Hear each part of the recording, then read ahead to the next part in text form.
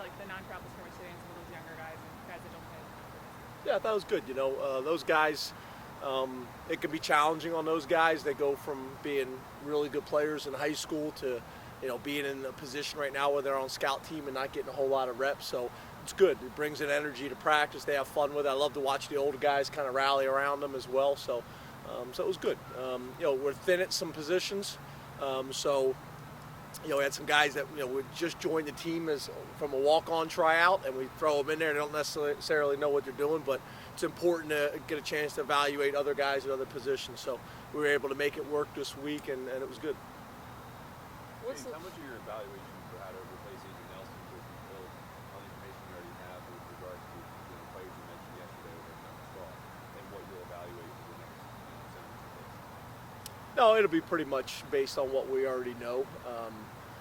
The only thing that's probably a little bit new is Will Fries. It's still kind of been in a red shirt mentality, and now obviously he's closer to playing, so he's getting a little bit more reps in practice, but he had already been practicing up with the travel squad anyway, so a little bit more reps for him. But for the most part, it's based on what we've seen all camp. Does that mean he's out of a red shirt, James, or you're still? Yeah, he's not really out of the red shirt until we put him in the game, and it's not like right now he's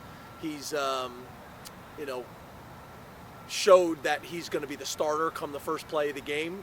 But if we have any other injuries, the discussion's over. So we had the discussion ahead of time with him and his family. I know he talked to his family, and he's ready to go whatever he needs to do. But he had a little bit of wiggle room before, and we don't really have any wiggle room left. So. Have you ever had a discussion like that with a kid where they say no, like I want a red shirt? Yeah. Huh? How do you handle that if they do? Because obviously you guys have. Well, typically that's usually a conversation in the summer where guys say, I really want a red shirt. At this point, guys see what's going on with the team and they see their opportunity and they see that, it's one thing we talk to them in the summer and they don't know how big their role is going to be. It's another point now where, like Cam Brown, when you pull his red shirt and he knows he's going to play a lot. So typically, that hasn't been a problem. James, kind of taking a step back and looking at the big picture, since this is the bye week, how do you think that this program has kind of lived up to expectations since you got here? What do you think's kind of gone right for you guys? What maybe hasn't gone quite as planned for you guys? Yeah, I think if you take everything into consideration, really you take everything into consideration. You take what happened here, you take recruiting, you take transfers, you take everything. You take coaching changes. I think pretty good. I think as coaches and as fans, you probably always want more. But the conference has changed dramatically. It's not leaders and what was it before? Legends. Leaders and legends. That's not. It's a completely different dynamic. That perspective, different coaches in the league. You could make an argument our side of the conference, maybe the best conference in college football. So there's been a lot of things that have changed. I think pretty good, but you'd always like more. You always like better. But I think if you took the emotion out of it, and you weren't a Penn State fan, and you listed all the things, I think probably a lot of people would have taken where we're at this point. Does this week give you a chance to do even more recruiting work than usual? And will you guys travel this week, or do you want to try to give the coaches some time to take a deep breath? Yeah, no, there's really not time. The players will get time off. Actually, tomorrow we'll have myself and the GAs will have a practice with just the non-travel squad. We'll give the travel squad off. The coaches will get on the road. There's really not a time for the coaches to get some rest. It's more about the players. The coaches are used to this, so everybody will be out on the road again. I was out on Sunday and Monday. Some other coaches were as well, and then we'll be out all weekend, Thursday, Friday, Saturday. Guys will be at games on Saturday, then we'll be back in on Sunday, and then instead of cleaning up Maryland, we've already done that. We'll be able to go right on Ohio State from the beginning, and we got some Ohio State work in today too. So no, we'll be on the road recruiting. I think Friday I got games in high schools to go to. Saturday morning I'm going to East Stroudsburg because they're having the induction ceremony, so that just happened to fall on the weekend of our bye week. So I'm going to go there in the morning, and then I got a game to go to in the afternoon. So it'll be a busy weekend for everybody. We've heard a lot about DeAndre Tompkins and John Reed, how they work together in the offseason to kind of make each other better, and obviously they're doing pretty well this season. How does that make you feel as a coach to know that they kind of took the own initiative to help each other? You said Tompkins and who? Tompkins and John Reed. Yeah, I think, that's really the expectation. I mean, guys should be taking ownership of the program. The way college football has changed now with the hours requirements and things like that, the players have to do that. The best programs in the country are player-run. That's how Penn State was for a long time, with huge senior classes that taught the next generation. And we're working hard at getting that again. So we have that with guys like John Reed and Tompkins and other guys as well. Hamilton's been that guy. You look at all the guys out there on the field right now. So that's an important part of any successful program, is players taking ownership of the program. When you have practice like tomorrow that's just non-travel guys, what exactly are you evaluating, and what more are you fine-tuning and coaching? I mean, yeah, it's really not about evaluation with these guys at this point. It's about development. It's about fundamentals and techniques.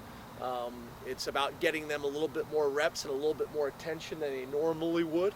And then the other thing, to be honest with you, it's a great opportunity for our graduate assistants to coach and run a practice when they normally wouldn't get that opportunity. So it gives me an opportunity to evaluate them.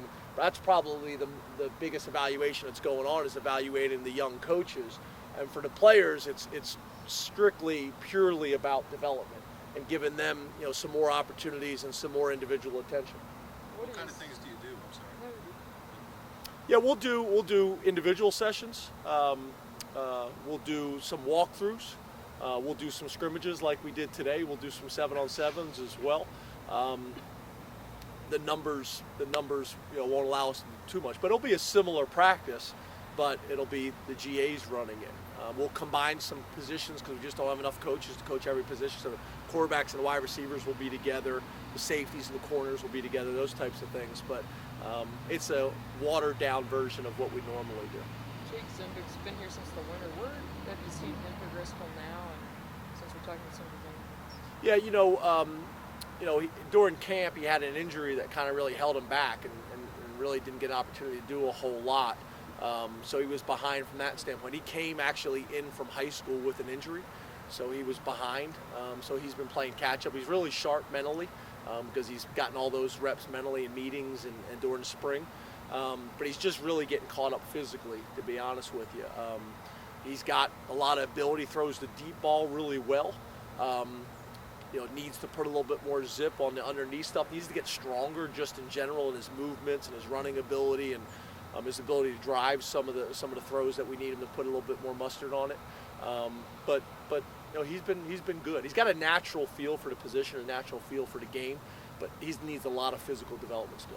Hey, Jane, 62 carries. You don't go in thinking you're going to run the ball that many times. Did it happen? How much was organic and how much was important to get this run game going? You're talking about last week? Yeah. Yeah, I think you guys heard me. I think I told you guys last week that that my conversation with Joe was that we needed to get Trace more involved in the running game, and whether that was be a little bit more aggressive with some of the zone reads, with the gray reads in the past have been given.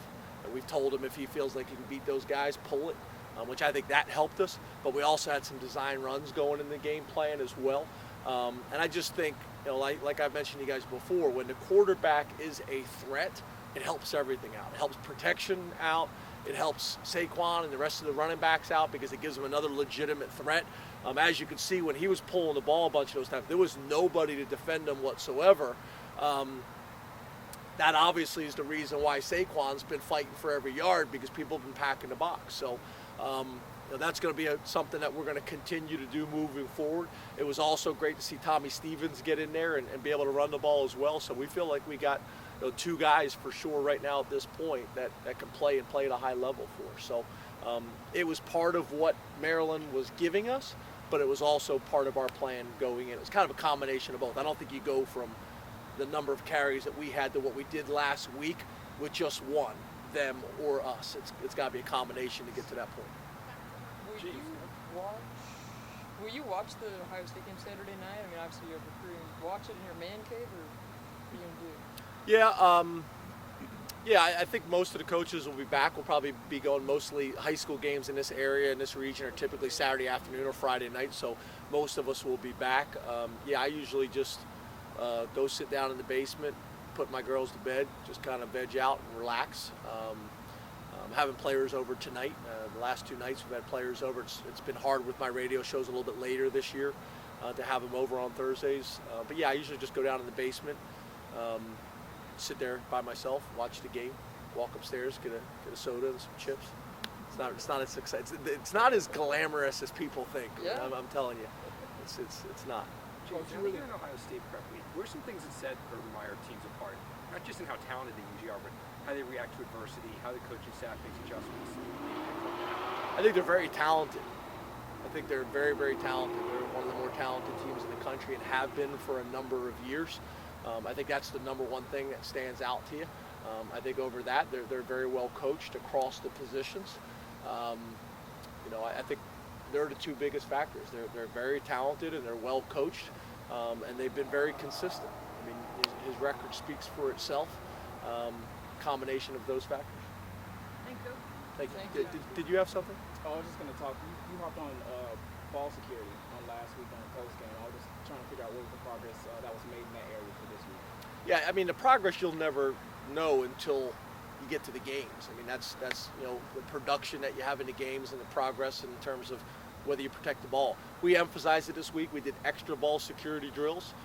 We also, on the defensive side of the ball, spent a lot of time focusing on tackling. We did double the tackling drills that we normally do, and then also block destruction, so getting off of blocks and things like that. So that was the emphasis on the defensive side of the ball, and on offense it was really emphasizing ball security, not only in drill work but throughout practice, which we really always do, but obviously had a little bit more time this week.